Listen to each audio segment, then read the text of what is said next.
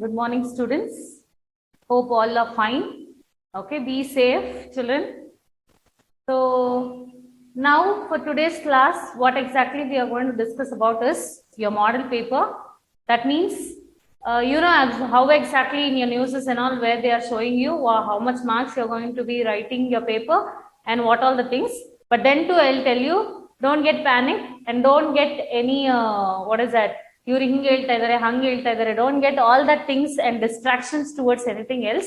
Okay, concentrate on what is there in your textbooks and only multiple choice question, children, not so complicated also where they are going to ask you the questions or some twist where they are going to give it in your questions and all. It's all direct question where they are going to ask you people. Okay, so you have all core subjects, that is of science, maths and social. That is core subject, and language is 3 paper. That is first language, second language, third language. So 40 marks, 40 into 3, 120 and 120 marks where you're going to write. So same as well as even in your science paper also it is for 40 marks. So all together 40 marks in the sense even that includes your chemistry, biology as well as your physics. So chemistry is for 14 marks, physics is for 14 marks and biology will be for 12 marks. Okay, or it may interchange. Maybe chemistry will be for 12 or biology will be for 14 and physics is for 14. So any two, whether it is chemistry or physics or biology or physics, where you will have for 14 and one more is for 12 marks where it will have you will be having. So totally you will be writing marks for 20 marks. Okay, and not writing it, you will not write your objective types in your answer sheets and all. You will have OMR sheets. See, you will have the question paper.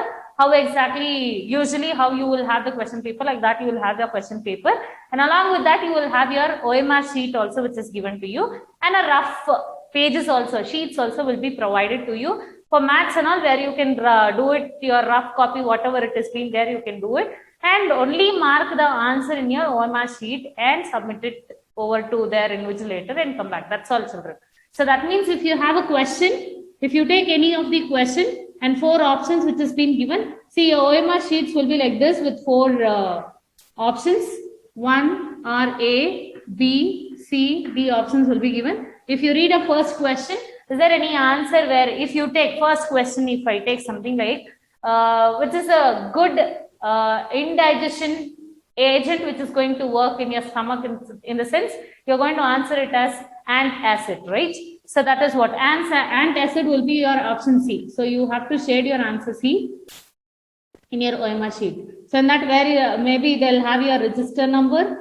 Don't know, last year and all they were asking only the register number should be written on your answers booklets. But now exactly whether you will have your register number or whether you have to mention your name also if it has been there, not a problem. Along with your name, register number, your schools, everything you will be properly mentioned. And here as it is OMR sheet, I think you people have to, it goes for computer valuation. So if you shade it, see if you shade B part and if you just cross it and take it C as your option, in the sense this is invalid answer, they'll be considering it. That means if the teacher valuation has been done, if a teacher is doing a valuation, in the sense she can consider that okay, the child has done a mistake with this and it is a correct answer where she can give you marks. But as it is a OMR sheet and if it is going for computer valuation, during at that point of time, it is very careful, children, while marking your answers, please be careful and be confident with your answer and mark only that answer. See, if you mark B, okay, let me guess B and mark it off, and later on, do you think that B is wrong or you would have copied from someone else and took correct answer from there, in the sense, if you caught it and take to the right answer also, even that answer will be your wrong answer. So please read the question once or twice and then start answering your paper. Okay, in your OMR sheet you should be very careful while sharing, children. Okay, so now let us revise how exactly the questions. As I told you, questions will not be so difficult to you. Just understand the question and mark what exactly it has been taken place. Okay, let me start. Here in your this paper which is given chemistry, first is physics, then followed by that you will have chemistry questions, and finally you will have biology questions. So physics questions I'm not going to discuss, your physics teacher will discuss you. Now as per your chemistry and biology I'm going to discuss. The process used to convert, that means the process used to convert metallic carbonate ores into oxides. The process used to convert metallic carbonate oxide into their oxides is option A is roasting. So I'm going to write the options, children. I'm not going to write the answer. I'm just writing your options. Roasting. Option B is reduction. Option C, electrolysis. And option D, calcination. What this question will tell you is a metallic carbonate. Metal carbonate is going to get converted into oxide, metallic oxides. It's going to get converted into metallic oxides. So in your metals and non-metals chapters where we have discussed regarding this, children, metallic carbonate. When this carbonate is getting converted into oxides, in the sense, the process is nothing but called as calcination. As I told you, the difference between where you have metallic carbonate and metallic sulfate to be removed, you have two processes. One is roasting and one more thing is calcination. So here I told you how to remember also metallic carbonate. You have seen your calcination where carbonate will be removed with this with a limited supply of oxygen. And if you take roasting, here the option correct one is calcination is correct. Why also I told you carbonate, metallic carbonate, if it is removed, it is metallic oxide. Here, one more question. In the same question, I am telling you one more example. If they give you a question as when metallic sulfate getting converted into metallic oxides, what is the process? Metallic sulfate getting converted into metallic oxides, what will be the answer during this point of time? It is your roasting. At that point of time, it is roasting. There you have S, sulfate to be removed with excess of oxygen. The question may be in this way also here, limited of oxygen. Limited supply of oxygen, excess of oxygen. But for the first question which I asked you, the process used to convert metallic carbonate oxide ores into its oxide is calcination. Calcination will be your right answer. Calcination will be your right answer. Why I marked you, I told you about roasting is also, if the question changes, that means the process used to convert your metallic sulfate ore into metallic oxides will be your roasting. So to remember in an easy way, I have told you this also, roasting, yes, sulfate to be removed with the excess of oxygen, roasting, roast agake en beku, excess of fire should be there. If excess of fire should be there, in the sense oxygen should be present over there. So excess of oxygen. So if you come back to calcium, so that is carbonate. So here if the carbonate should be removed in the sense with a limited supply of, not so much compared to your roasting, limited supply of oxygen. Even the question may be like this also. During roasting, the amount of oxygen required is excess, limited or moderate. The question can be in this way also where you can answer. Okay, children. So the first one answer will be your calcination. 4 questions actually I told you in this first question itself. I gave you the 4 difference what may be the question. So here option D, that is calcination is your first answer. Next, second question. The correct group of saturated hydrocarbon. The correct group of saturated hydrocarbon. And the options are CH4, CH2, C2H4, C3H4. Option B is C2H6, C3H8 and C4H10. Now option C will be C2H2, C2H6 and CH4. Option D will be C2H2, C3H6 and C4H6. So the question is the group of which is saturated hydrocarbon. let me tell you the difference of saturated and unsaturated in this. Let me tell you saturated and unsaturated hydrocarbon difference in this. Now, hydrocarbon component is being distinguished or differentiated into saturated as well as unsaturated. In your saturated hydrocarbon, as I told you, it is represented in single bond. And your unsaturated component, unsaturated, will be double bonded and triple bonded. Am I right? So this also we have discussed, children. Saturated will be single bond, unsaturated will be double bond. Here in your question, what they ask you is, see that which group of the hydrocarbon, which group of these hydrocarbons is saturated. Saturated in the sense they have to be represented in single bond. Am I right? Single bond. So which of these is single bond representation? I may take C2H6. This is represented to be as your saturated hydrocarbons. Why? Because see here, C2H6, C2, single bond, 1, 3, 6, 1, 2, 3, 4, 5, 6. Am I right? Single bond. Next, if you take C3, 1, 2, 3, 4, 5, 6, 7, 8. Right? Then third one, C4, 1, 2, 3, 4, 1, 2, 3, 4, 5, 6, 7, 8, 9, 10. If you don't know to write the structures, I told you the general formula. For your saturated hydrocarbon, it is CnH2n plus 2, right? So for your saturated hydrocarbon, CnH2n plus 2. In this option only, you just write in this way. Even that is also, it will be like if C is 2, C2H2 into 2 plus 2. So it is C2H, 2 2s are 4, 4 plus 2 is 6. Am I right? Next, write with 3, C3H2 into 3 plus 2, C3H8. 2 3s are 6, 6 plus 3, 9. Sorry, here it is 2. So it's 8, right?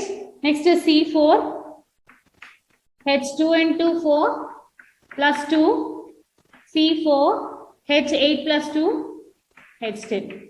Am I right? So in general formula also where you can represent that, and it should be single bond. See the difference? The question may be like which of the group of a component will be unsaturated. At that point of time, any of the options which is given, if it is double bond and triple bond, represent that to be as saturated. If it is single bond representation, it is considered to be as your saturated component. If it is double and triple, it is unsaturated. If it is single bond represented, it is nothing but called as saturated. So in this given one, which is saturated in the sense, it is C2H6, C3H8 and C4H10. Right, children? Yes. So now the option, which one is correct in the sense? So the question may be not only on saturated, it may be for unsaturated also. The question not only on saturated, I told you the difference of unsaturated. They may ask you that. Even one more question can be asked on this is, write the general formula of saturated hydrocarbons to represent the carbon and hydrogen atoms. General formula. For your saturated, it is CnH2n plus 2. Okay. But unsaturated, two formulas are there. Maybe if they give you the name of a compound, if it is ENE or YNE, during that point of time, for ENE it is CnH2n and for YNE it is CnH2n minus 2, right? So the answer for this is option B, C2H6, C3H8 and C4H10. Okay, next the third question. So not only based on this question, children, like this, in this chapter only, maybe other different question. As I told you here, if it is, they have asked regarding calcination, they may ask you regarding your roasting. And in that only, they can ask you regarding excess of or limited supply of oxygen. Here in the second question, they may ask you, they've asked here for saturated. They can ask you for unsaturated, or they can ask you the general formula of saturated or unsaturated hydrocarbons too. Okay, the next one. The atomic number of an element is X. The atomic number of an element X is 11 and the atomic number of Y is 17 then the type of bond formed between these two elements is, see, the compound X, the atomic number is 11, and element X is 11, and the atomic number of one more compound is 17, X and Y. So now name the component, children, as you know the atomic numbers, or distribute whether you will know whether it is a metal or a non-metallic component. As I know, 11 is nothing but called as your sodium, and if it is 17, you know calcium, correct? Sorry, chlorine, not calcium, chlorine. So you know sodium and chlorine. The bond formed between this is, sodium is a metal, chlorine is a non-metal. The bond formed between a metal and a non-metal, that means transfer of electron from a metal to a non-metal is considered to be as your ionic bond. They've asked you that only. What type of bond representation is being taken place between the element X and element Y of the atomic number 11 and 17? As I know, whether 11 is considered to be as sodium and 17 is considered to be as your chlorine. So the transfer of electron takes place between a metal and non-metal is considered to be as your ionic bond. If not in the sense, how will you know whether 11 is a metal and 17 is a non-metal? Even if you don't know element name also, you can see, children, you can distribute the electron. For 11 is 2, 8, 1, and for this is 2, 8, 7. To occupy the octet structure, so I'm going to lose 1 from here, so it becomes a metal. So here I'm going to gain that 1, so it becomes a non-metal. Now tell me, what is that? Bond sharing between a metal and non-metal is nothing but called as ionic bond. No, ma'am, we directly know the metallic component. So only I'm telling you to buy here 1 to 20 elements, at least 1 to 20 elements, atomic number and mass number. If you know atomic number, it's easy to find whether the bond formed between a metal and non-metal is your ionic bond. The same question if they ask you between two non-metals. The question is asked between the two non-metallic components, they are considered to be as your covalent bond. So here in this, where you will consider to be as your metal and non-metal, as directly if I know the atomic number.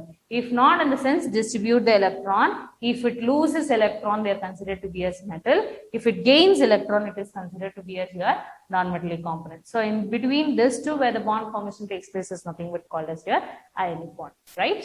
So the answer is ionic bond. So ionic bond, that is your option C, ionic bond.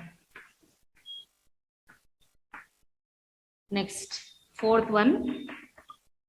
As the pH value of solution decreases, so here option which one is correct is number of H plus ions increases. Why, I'll tell you. Why also we have the pH value solution decreases in the sense, we know what is the pH range. So the pH range starts from 0 to 14, right, children? So 0 to 14 in the sense your 7 will be considered to be as your neutral, and below 7 is considered to be as your acidic, and above 7 is considered to be as your basic component. Am I right? We know this in your pH scale. The ranging of pH scale is 0 to 14, and neutral is considered to be as your 7. Neutral, both the charges will be in equal number. If it is less than that, it is considered to be as acidic. If it is more than that, that is below 7 is considered to be as acidic. Above 7 is considered to be as your basic. Now the question which is here is, as pH value of solution decreases, pH value of a solution decreases.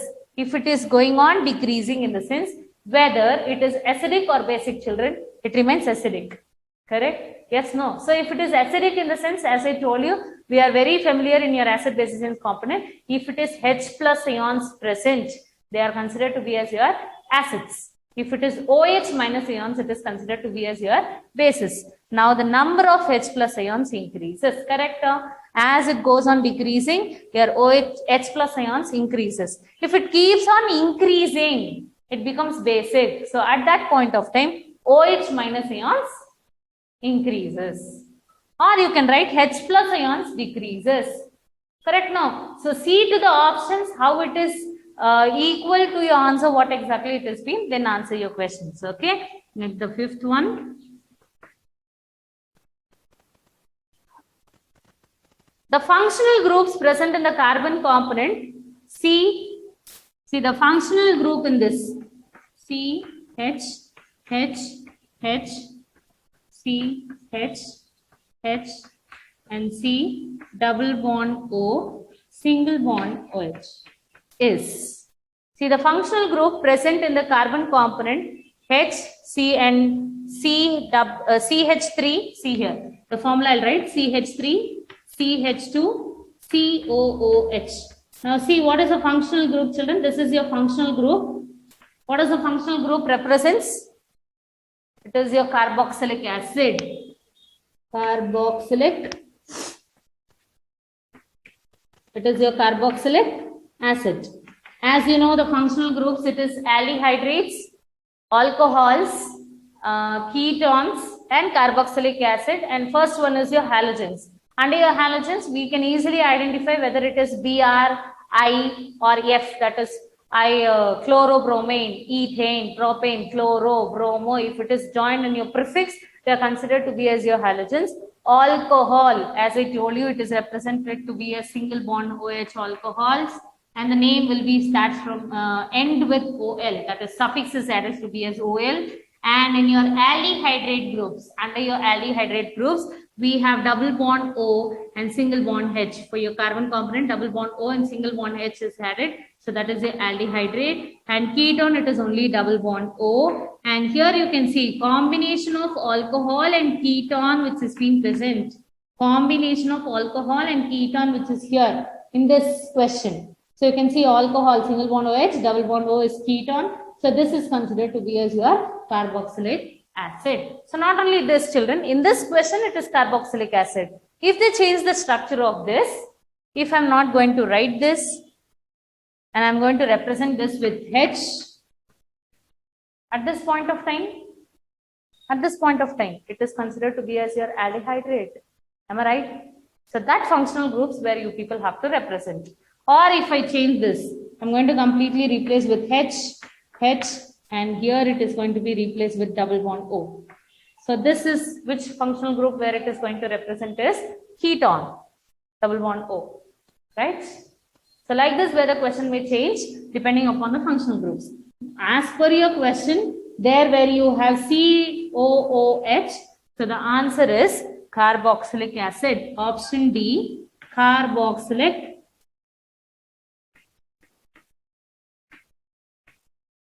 acid. Okay. Next. The atomic number of an element. Next one. An atomic number of an element. So that is your sixth one. The atomic number of an element is 20 in a modern periodic table. This element belongs to the period. I told you how to find your group, block and period. Yes or no? So now here it is given. Atomic number will be, atomic number they have given to be as 20. Atomic number is 20. They have asked you it belongs to which period. Okay. Now write the electron distribution for 20 children. As I told you, 1s2, 2s2, 2p6, 3s2, 3p6, then 4s, 2 to 4, 10, 11, 12, 12 plus 6, 18, 2. So can you see what atomic number becomes 20, 2 plus 2 is 4, 4 plus 6 is 10, 10 plus 2, 12, plus 6, 18, 18 plus 2 is 20. Now as I told you, this number of electrons present in your shell or an orbit is considered to be as your group. Okay, and this alphabet what it is going to represent to be as your block, and behind that whatever the number, that is your shell, number of shell which is going to represent your period. So it belongs to fourth period. So it belongs to second group, fourth period, and it belongs to S block. Now what the question they have asked you is the number where the atomic number is 20. What is the element? Element which is having atomic number to be as 20. It belongs to which period? Now tell me which period it belongs to. It belongs to fourth period. So the answer is fourth period. So the question may be changed, children. If they ask you for 12, atomic number is 12 given. Write the electronic configuration. 1s2, 2s2, 2p6, 3s2. So 2 plus 2 is 4, 4 plus 6, 10, 10 plus 2, 12, right? So 12 it is completed. Now tell me it belongs to which period? It belongs to second group, S block, third period. It belongs to third period. If they have asked you period, you write the period. If they ask you for group, it belongs to which group, in the sense you have to represent which group it belongs to. The question may interchange. Not only based on the period they may ask you for groups also, or they may ask you it belongs to which block, or they can ask you whether it is a metal or whether it is a non-metal too, children, right?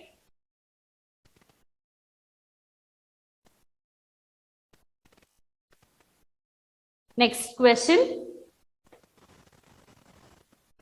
The number of single bond present in the structure of cyclohexane molecule. The number of single bond present in the structure of cyclohexane. I am going to represent the cyclohexane first. Cyclohexane. Cyclic structure. Cyclic in the sense it should be a cyclic manner, and it is given hexane. Hex is nothing but called as 6. ANE it is represented to be a single bond. So 6 in the sense I am going to represent 6 carbon component, okay, and it is 1, 2, 3, 4, 5, 6. Why? Because it is A and E, so single bond representation. H, H, H, H. Because 2 already it is having 2 carbon here, 2 it is having already, so 2 hydrogen here. So here 2 hydrogen, here 2, here 2. Right? So the structure of your cyclohexane is C6H12. What will be the structure of your cyclohexane? It is 1, 2, 3, 4, 5, 6, and hydrogen will be 1, 2, 3, 4, 5, 6, 7, 8, 9, 10, 11, 12. Right? But what is the question? They have not asked you for the formula. If they ask you for the formula, you can write this. Write the structure, count the carbon and hydrogen component and write it directly. Or ma'am, why to write the structure, ma'am? We know the general formula. No, let us apply general formula and write it. Write it. That is your wish, children. How fast you make it, that fast you will be easier. Okay. Now the number of single bond present in the structure of cyclohexane. Bond representation. Single bond. How many single bonds you have? Count it. So for that you have to write the structure. 1, 2, 3, 4, 5, 6. Between carbon you have 6. 7, 8, 9, 10, 11, 12, 13, 14, 15, 16, 17, 18. So how many bonds you have? How many single bond representation you have? 18 bonds has been present in your cyclohexane. If the question is considered, if the question is asked for benzene, at that point of time, if the question is asked for benzene, structure of benzene also will be similar to your cyclohexane, children. So that is benzene. Similar to your cyclohexane itself, benzene is also C6 carbons. But here you have to take alternative single and double bond representation, children. Alternative single and double bond representation. So I can take anywhere. So here it is single bond, here double bond, single, double, single and double bond representation. Here already 3 you have, so 1 hydrogen, already 3 I have 1, and already 3 you have, and here 1 more, already 3 you have, here 1 more, already 3 you have, here 1 more, already 3 you have, here 1 more. Now the question is, if they ask you only for the single bond representation, count only the single bond. That is 1, 2, 3 single, 4, 5, 6, 7, 8, 9. If they ask you for double bond, 1, 2, 3, that's all. 3 double bond and 9 single bond in your benzene structure. Even this question also can be asked. See, cyclohexane I told you. Now the example which I gave you on this itself, benzene. So here both the ways I told you, whether it is single or a double bond. If they ask you for single, count it and write. If they ask you for benzene, count it and write. To count and write, you have to know the structure to write. As I told you, it's very easy under your structure of, structure to represent and the bond representation, and to count whether how many bonds has been present also. Okay, next question.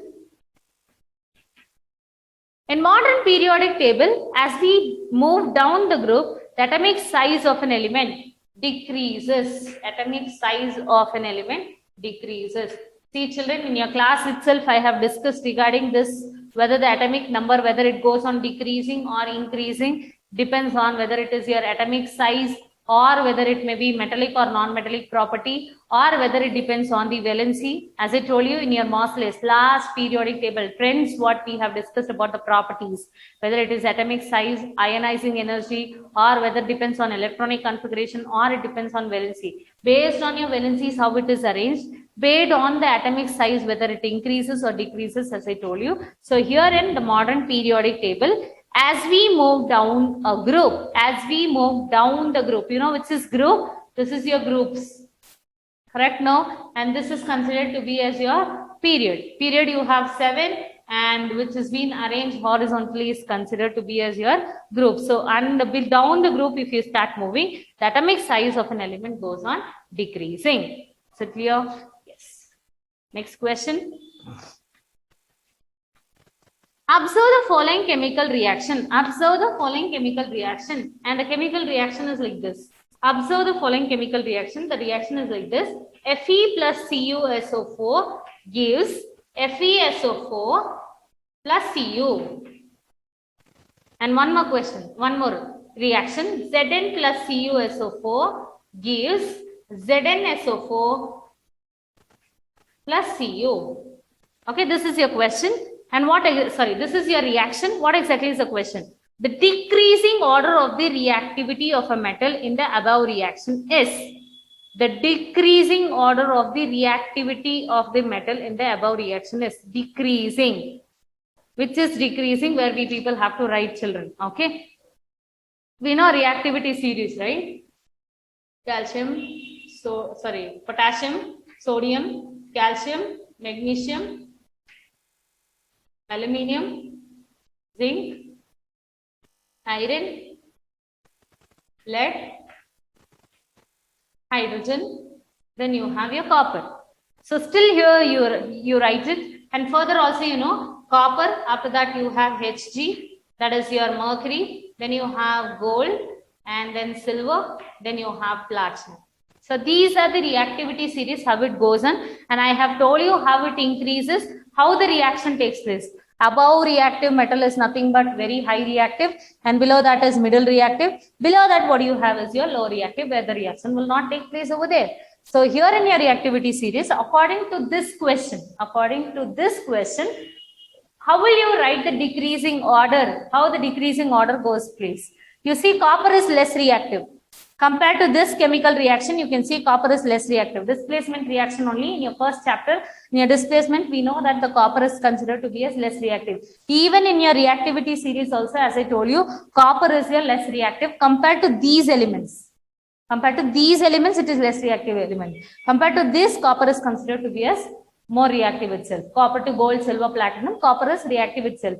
But compared to elements zinc, iron, lead, compared to that, copper is less reactive. So in your this equation, copper is your less reactive. Okay. So less reactive they have asked you. So first it is your copper. Then it is, after that what you can see, it is your iron. So here it is your iron. Then followed by that you have your zinc. Am I right?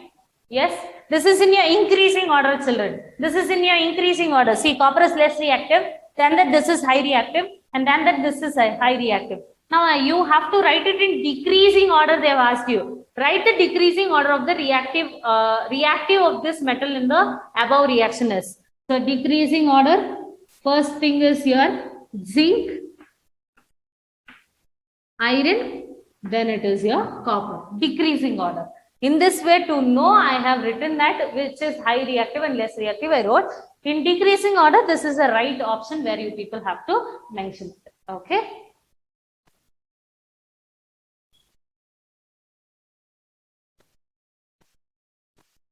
So the next question is, when a gas liberated when dilute sulfuric acid is reacted with zinc. Dilute sulfuric acid is an acid. Dilute sulfuric acid is an acid. Is reacting with zinc. Zinc is a metal. So when an acid is reacting with a metal, I told you which gas is liberated. So many times we have repeated, and examples also I gave you. When acid is reacted with metal, the gas liberated is hydrogen, which produces pop sound. Hydrogen. Right, children? Any acid is reacted with metallic component, it is going to liberate with hydrogen gas. Next one. NaOH plus HCl gives NaCl plus H2O. This chemical reaction is an example of NaOH plus HCl. NaOH is a base, HCl is an acid, is giving you NaCl plus H2O, that is your water. That means NaCl is a salt and plus water. So what type of reaction, children? As I told you, when an acid and base itself is reacting together, to produce salt and water, you have a definition. What is nothing but called as neutralization reaction. What is neutralization reaction? When acid is reacting with base to produce salt and water, is nothing but called as neutralization reaction. So what type of reaction is this? Neutralization reaction, right? Any acid, any type of acid is reacting with the base, it is your neutralization reaction.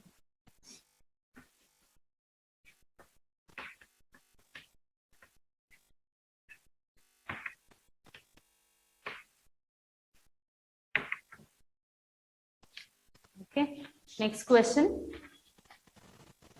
The molecular formula of benzene is, as I told you just now I wrote, the molecular formula of benzene is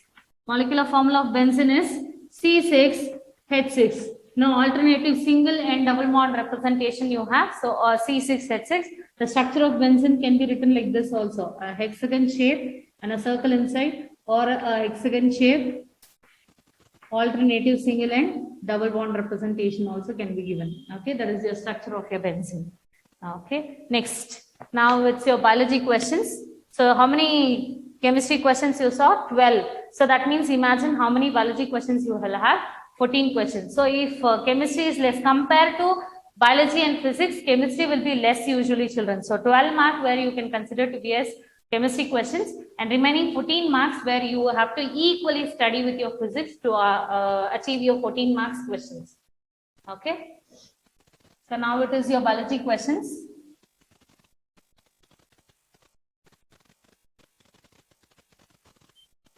So biology questions, under that first one.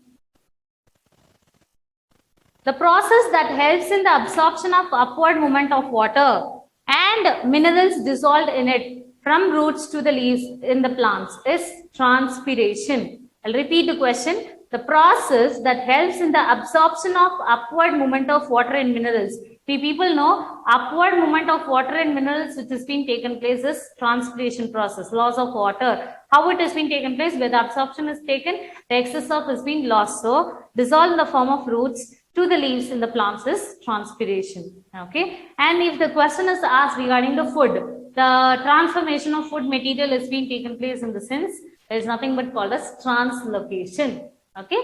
Yes. Next question. Transpiration. First one answer is transpiration.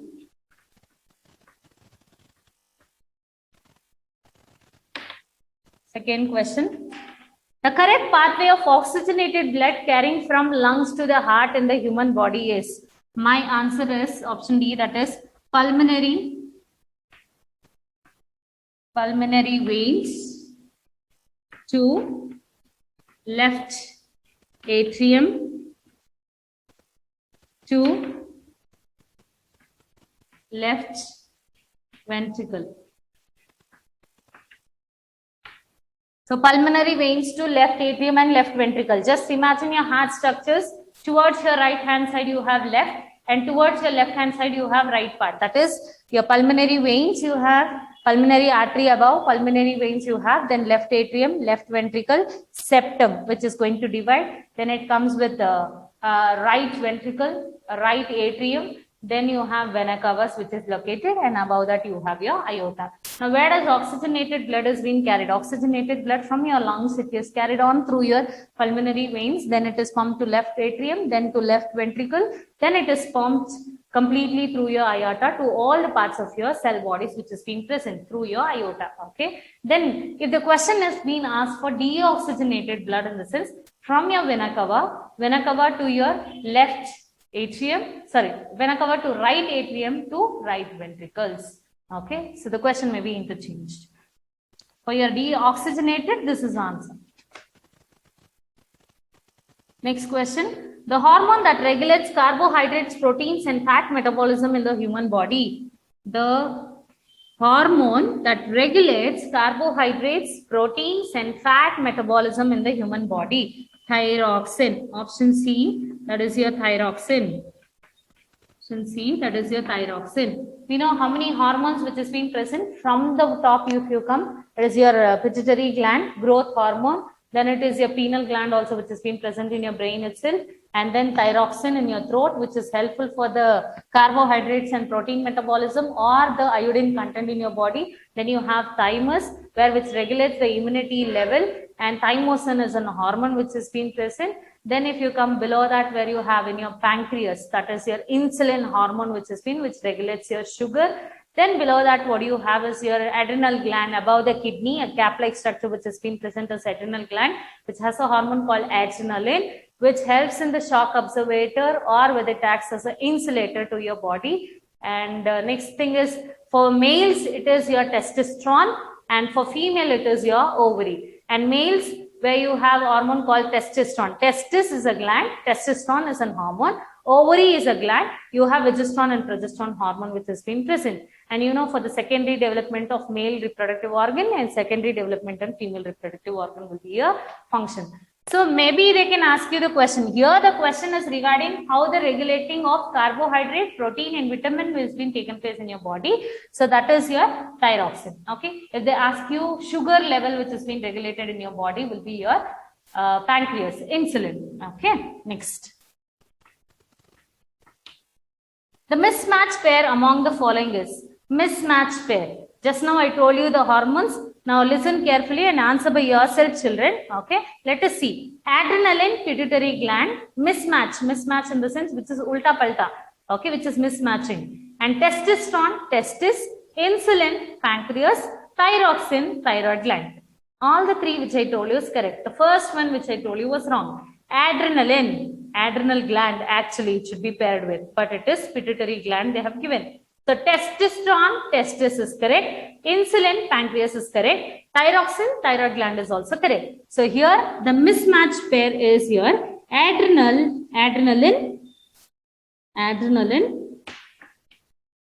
pituitary gland. This is your mismatch pair over there. Okay. And all the mismatch pair is given and one correct pair if it has been given. Which is the matching pair if they ask you, you have to mark them. Okay. Next question. The part of human brain responsible for pursuit of voluntary actions and maintains the posture and balancing of the body. Maintains the postures and balancing of the body. By that only you people can know that. That is cerebellum. That is cerebellum. We know what are the parts which is present. Cranium. Then you have cerebrum, the largest part, which helps in thinking, knowledge, smartness. The question can be for your cerebrum to cerebrum. That is smartness, thinking, memory, skill, all that comes under your cerebrum. Next, below that, what you have is nothing but called as cerebellum, which helps in posture and equilibrium of the body, how you sit, stand, or while eating, how you have to sit. All that balancing of the body or the posture of the body can be brought about by your cerebellum itself. Then you have pons and medulla for your all involuntary actions like vomiting, sneezing, enlargement or contraction and relaxation of your iris, heartbeat, all that has been brought about by pons and medulla. Then you have your midbrain, pituitary gland, that is your where hypothalamus and pituitary gland where you have a growth hormone, all the regulation of the hormones which has been taken place over there, right? Next question.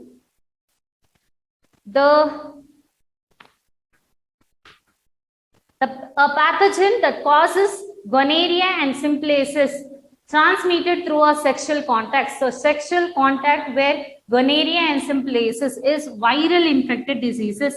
In a class 9th only where we people have to discuss children, STD, sexual transmitted disease, HIV, gonorrhea, some places in all viral infected disease. So it is caused by your virus itself. Next question. The correct sequence found in the process of sexual reproduction in flower. So the correct option which has been there. So this. The correct sequence found in the process of sexual reproduction in flowers. Sexual reproduction. The first process which has been taken place is pollination, transfer of pollen grains from anther to stigma, correct? Then it takes place with fertilization. Then the fusion, whatever the transfer of pollen grains anther has been taken place, that has been fused here. That is nothing but called as fertilization. After the fertilization, that results in embryo. The outer covering has been resulted. Then finally, the development of seed takes place. This is what is the correct sequence. This is only interchange, children. So see to that and write. First is pollination. Whatever the male gamete and female gamete should come together. So that is pollination. After it comes together, it has to fuse. That is your fertilization. After fusion, it is the outer covering. Embryo is formed. After that, that results in your seed formation. Okay. This is your correct one. Next one. The part of a plant seed that grows and develops into a root on germination. The part of a plant seed that grows and develops into a root on germination. Radicle. The part of a plant seed that grows and develops into a root. See, this is your seed, children. In your germination of seed, what is that? You have your germination of seed diagram is there. Below that, you can see that it would have been given like this. Correct? So this start developing into a shoot system and this start developing into your root system. So here they have asked you regarding the root germination. So this is your radicle and development of shoot system takes place is nothing but called as plumule. Getting me? So development of shoot system which is taken place is plumule and towards your root is nothing but called as your radicle. Okay.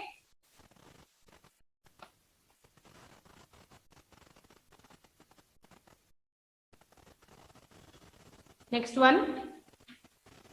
If a round green seeded pea plant, capital R, capital Y, small y, capital R, small y, that is your round and green, is crossed with wrinkled and yellow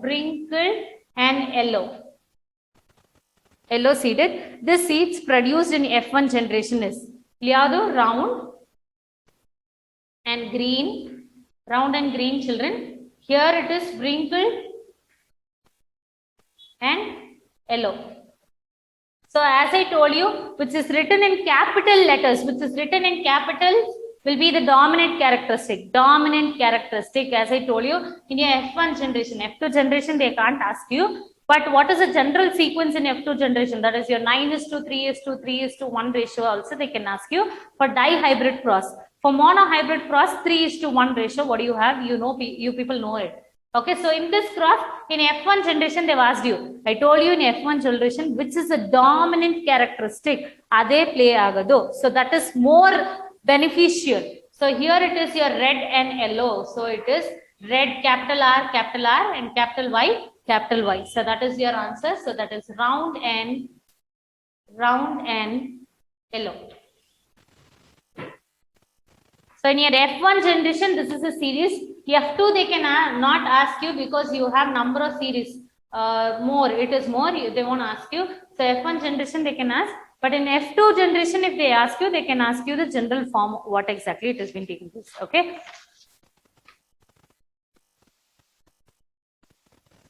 The experiment of an individual during its lifetime cannot be passed on its progeny because they are acquired traits. I told you what is acquired traits and inherited traits. Acquired traits are the characteristic which I'm going to acquire during my lifetime, whether it is singing, karate, or music, something like that, where I'm going to acquire myself during my lifetime is nothing but called as acquired trait. That is what is the question here. The experience of an individual during its lifetime, cannot be passed on its progeny, cannot be passed. Okay, this acquired type of traits cannot be passed on to their offsprings. Now I'm going to be a singer, or I have good karate, I'm very good and expert in karate. I can't expect the same characteristic will be passed on to my progeny. That means to my children, so of my next generation. It is not possible because it is an acquired characteristic.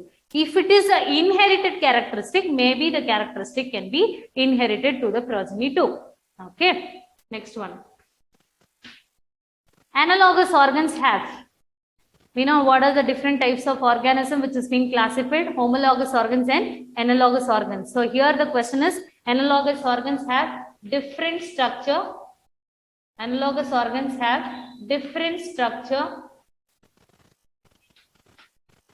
and same function. Analogous organs have different structure and same function.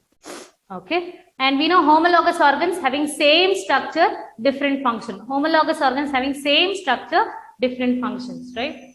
Next, 12th one. Ozone layer is formed from oxygen at the higher level of the atmosphere by the action of UV radiations. You know why ozone layer? It has been the protection which is given from your UV radiation. That is what is the question. Ozone layer is formed from oxygen at the higher level of the atmosphere by the action of UV radiations. Okay. Next question.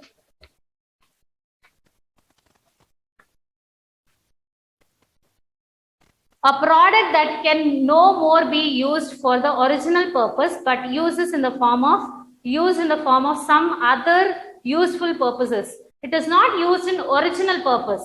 In our environment, you would have discussed. No, in your sustainable management, we have discussed about 5 R's. Reduce, repurpose, recycle, refuse, repurpose, right? So all this where we have discussed 5 R's. So the question is, the product that cannot be no more used as a original purpose. Original state, what it was there, it is not used in that state. Instead of that, it is used in other purpose. So that is called as repurpose. So 13th one here. So it is nothing but called as repurpose. Not used in the original state, but used in other different purpose.